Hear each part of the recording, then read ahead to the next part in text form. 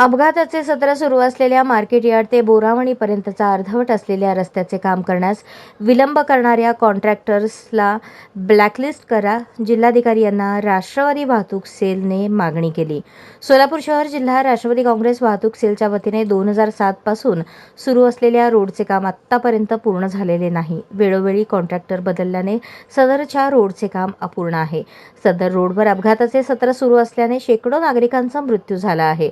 अनेक कॉन्ट्रॅक्टर अर्धवट काम सोडून कामापेक्षा जास्त रक्कम घेऊन करोडो रुपयांचा चुना सरकारला लावला आहे. या कामचुकार कॉन्ट्रॅक्टरला ब्लॅकलिस्ट करण्यात यावे. सदर अपघातात कालच चंदन काट्याजवळ एसटीचा आणि दुचाकीचा अपघात होऊन एक महिला दगावली आहे. हा अपघात कॉन्ट्रॅक्टरच्या चुकीमुळे घडला आहे.